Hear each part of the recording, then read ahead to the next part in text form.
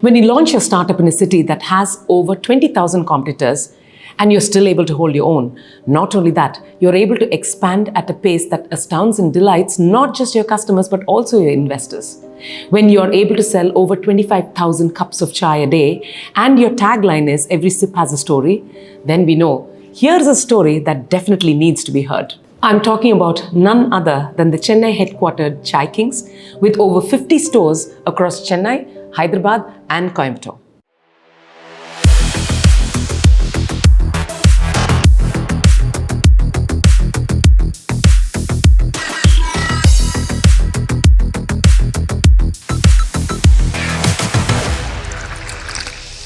Welcome to the first episode in this series of Inside Stories by Anu in partnership with the Chennai Angels. So Sadiqe and Balaji, thank you very much for joining us. How did you two meet?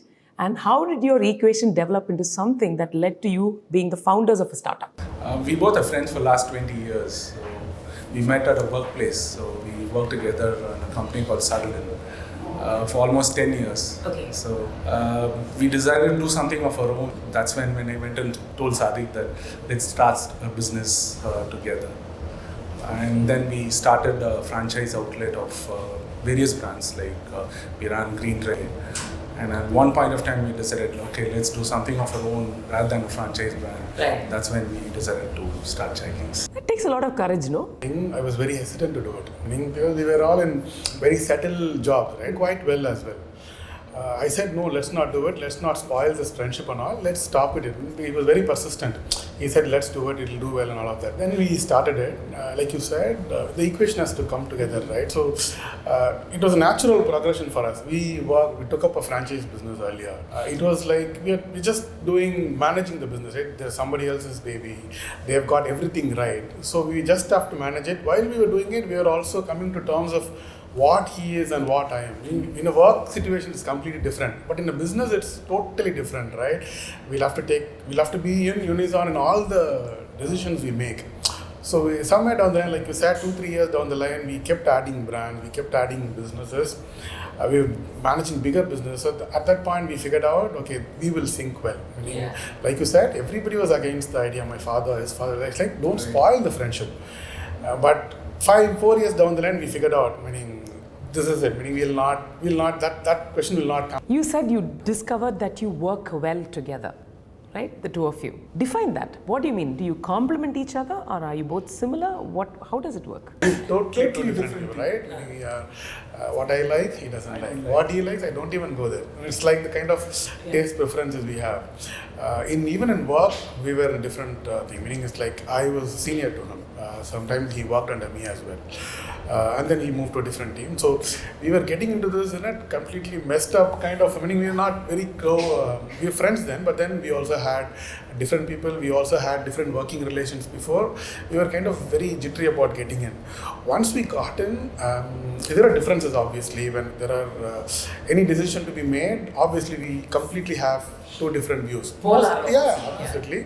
The only good thing what I realized is, right, we come to a consensus faster. We don't compromise, right? We don't compromise on a session. I say something and he says something. We see value in what we say together, right? If you can convince me, then I'm open to listen to you. Is that your approach? I say something and he'll also say something. So then we see value, merit in what we say, right? So we'll come to a consensus there itself that what he says is right or what I say is right, and we go together.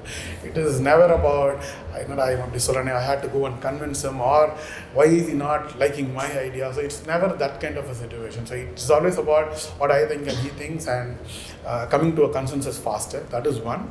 Then giving respect to their strength, meaning the strength, right? I have certain strength and he has certain strength. That's so important. We figured it in some time. About a year into the partnership, we figured that out. Meaning he clearly knew what I am good at, and I also clearly knew what he is good at.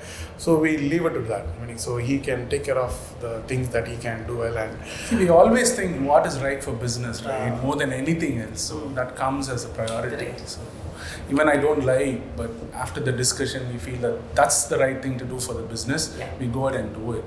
So No, it's like our South Indian culture, along with our slippers that we leave outside, we leave our ego also outside and come in. isn't it? Personal ego has to be out. A lot of us ask us, like, how are you guys together for so many years? Like, it's been 20 years now, right? 20 years now, and there's no differences. We have differences, but that's the way we solve it. And anything, if I feel I'm not okay, I just call and talk to him. That's it. And we solve And I think your equation is solid enough to know that the difference is not about the person, but about the Absolutely, Yeah. Our personal thing never doesn't come across at all. I don't like a lot of things what he does. Like when we quit the job, everybody else, both the families said, why do something completely different? We're coming from a completely non-business background. Both our fathers are bankers. And also, it's not as if you're starting when you just got out of college. We had a family, we had kids, we have EMIs, all of that is there. To quit something which is doing well for you and do a business was a risky thing. When that was doing well for 4 years, and when we again went and told them that we are going to do a business, and then we told them it was a tea shop, they were all like, கஷ்டப்பட்டு ஒரு engineering படிக்க வச்சா tea கடை வைக்கிறேன்னு சொல்லுவாங்க. That's how it started. I would tell them. But we had a completely different idea for the entire business. It's not like a simple tea shop, and that's not the idea we had. We knew that this could be a global brand, right? I mean, that's the potential it has. Tea is, everybody drinks it. But did you pick tea only because you thought everybody drinks tea, or was there another rationale behind this idea? See, there were close to 15 to 20,000 tea shops when we started in 2016, right? So, but every tea shop had the same model and the same menu. So if you look at a tea shop anywhere in Chennai, they had fried snacks in the evening, and there's one variety of tea. So we knew that there is a space for an organized concept where we can focus on hygiene, ambience, and varieties or the qualities. So that's when we thought, okay, this concept will click. So that's when we decided, let's go ahead and do tea. Choosing between tea and coffee, Yes, there is we a had a story small behind story. We want to do something, right? We didn't have any idea about what to do and all. We had a Subway franchise. We went for a complete 2-week training. So there they teach you how to mop the floor till about how to do the financials. So that gave us complete confidence and to run a business of our own. But then we didn't know what to do. We came back and decided we'll do a non-veg restaurant, we'll do a veg restaurant. All of that we decided, but nothing was clicking for us. Meaning we're not getting the right vibe. Then we said we'll do a coffee shop. Similar to Chai Pan, Chai King, that's the idea we had. We thought we'll do a coffee thing. But then we formed a very small team, people from design to designing and then to do the menus and all. The small team started taking multiple breaks in a day. All of them were going only for a chai break. None of them were drinking tea, drinking coffee. They all were going for a chai break. Some of them were smoking and having chai, and most of them were only for chai. That's when we thought, okay, chai will work in Chennai. Then we did the market study. There are a lot of brands up north, outside India, and all of that. So then we thought it will work. We just have to tweak the model to suit Chennai. But then that's when we decided we'll do chai, and that's how Chai King was born. And moreover, the chai is the second largest consumed beverage in the world after water. So so we knew there's a big market for it. And You have a big one to conquer now. So then when you thought of this idea, you had to make it a marketable solution, right? And then, so what were the changes? You said hygiene, you said variety. Was there anything else that you thought would set you apart? For any business to work, that has to be viable, right? The financials has to work. So we were thinking what kind of, based on the setup that we'll have, based on this area that we'll have to figure out, we wanted to figure out how many people have to come into the store to make the complete solution viable, right? So we were thinking, okay, if 100 people walk in or 200 people walk in, will tea alone help us get that number?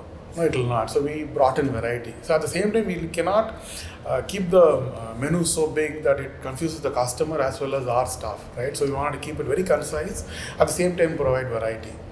And also tea alone will not help, right? So we wanted to bring in small snacks. We had very small shops earlier, 300 to 400 square foot area shops. So we wanted to keep the snacks that will be easy to consume, like 5 minutes in the shop, they have the tea and have the snack, and then more. So around that we build the menu, around that we build the snack variety options so that it is viable for us, it is easy on the pocket for the customer, at the same time the business booms. So that's how all of this went in, and finally we found the right fit. So you found the right fit. And then that comes to the question of funding, right? Funding is like fuel in a vehicle when you're going on a road trip. You don't want to run out of fuel when you're in the middle of a road trip. At the same time, you don't want to do a tour of all the petrol stations, right? So what were the options that you explored when it came to funding? See, when we opened 7 stores, we had 3 options we explored in fact. So the first one was to go for a franchise model. So that will help us in expanding the brand pan-India, right? Yeah. There was an easier option too, right? Because we already ran franchise brands, so we had a lot of experience in doing that. The second one was the debt option. And the third option was the funding option. So we had a lot of talks together and we decided funding would be the right option to choose. And I think we did the right thing. We went and approached Chennai Angels and we got funded in 2018. Right. And then it helped us to take the store from 3 stores to 57 stores. How did you choose? I mean, how did you come across Chennai Angels? How did you find them? That was through a common friend actually. He was an investment banker who's friends with Piyush. So I got introduced to Piyush sometime in end of 2017. Now I think we had about 6 stores then. I went and met him and I presented the idea. Piyush liked it. Then he said, I think he has to take it to the bigger committee, and once he went and showed them, they called me for a presentation to the entire Chennai Angels team, all the members in fact. So Jan 2018 we presented the idea. There were a lot of questions, but then the entire conference room was full of big time entrepreneurs, not small time, all big time entrepreneurs who've seen it all, like 50, 60 years of age, 40 years of solid experience in the industry. So those kind of people. Intimidating, isn't it? Intimidating. It was intimidating. My investment banker friend was also there. She was also intimidated. Just seeing them. But it went on for about an hour. But they had, the questions are all like spot on. But at the end of the day, they liked it. That was a huge morale booster for us. It happened in Jan. By March, they gave us the term sheet. And then between March and July, the complete due diligence was done on the entire company, financials, our numbers and all of that. We knew, right when we started, we started the company as a private limited company because we knew that we're going to give it a shot at taking funding. Right. So right from the beginning, we kept everything proper. The structure itself was ready. Even the numbers, our papers, our So filing. no question of, we're going for funding, we have to clean up the books. No, nothing. No. See, we were in business, right? We were in business before, so we knew what all could go wrong. Right. So we were very clear about keeping the books very straight, very clean. Right. So that DD took only about 3 months, 3.5 months. So we got the money in July. How did you decide how you were going to grow, and how did Chennai Angels help you with your growth and also the growth capital?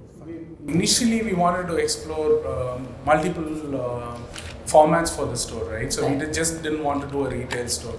We wanted to do a store in the mall. We wanted to do a store in the college. We wanted to do a store in an IT park. So we had plans to open 50 stores in the 2 years' time. So that's big support from Chennai Angels helped us to do that. So we got the funding at the right time. Yeah. So, When we got it, we were, like I said, we had only 6 stores, and all of them were like retail stores and one IT park we had. That was just by accident we met them. But we wanted to try all the formats, right? Without fund, meaning that was a very risky thing to do. We didn't want to do try out something without funds. So once this fund came in, we had to kind of plan it. I think between July 18 and Feb of 2019, our expansion was nothing. Nothing happened between those 4-5 months. Maybe even Chennai Angels would have wondered why these guys are quiet. But then we had to get everything right? We kind of put up a plan of how much money we had and how many stores we could do and what all we could try. So we did traditional stores, few traditional stores, and we also tried a mall. We tried an IT park. We tried a metro station. So we tried all of that in the first round. I think by seeing all of this, the Chennai Angels also got the confidence, and they were also like, what do you guys want to do more? So that's when we went back to them again and said, we'll do a bigger round now with Chennai Angels, and we raised the first round. We raised about 2.1 crores with them.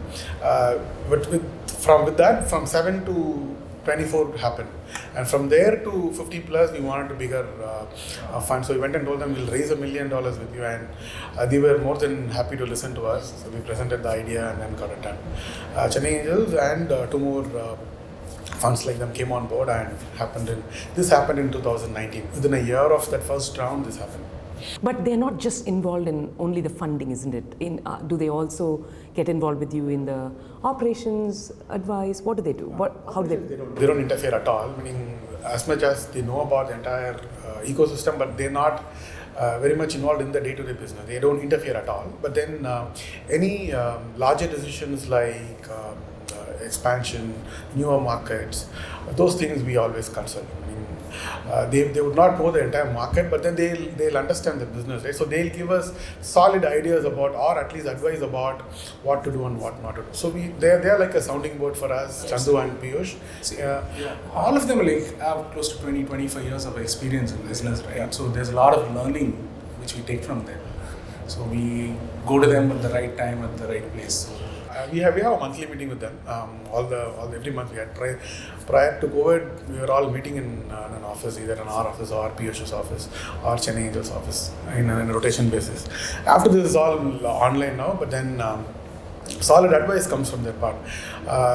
There was Piyush was a big part in the second round that we raised. I think he was like the voice for us. He had to call all the members individually and tell them what we have to do, because he's truly your champion, isn't it? He's first hand. He's seen all the numbers, he's seen how we've grown, the issues that we get in procuring a location, all of that he's seen. So he's on both sides. So it's easy for us, easy for him to also convince the other members. So he did that. Yeah, that's how the support came. They're truly tremendous support. So now you are at this point. Now what are your families saying?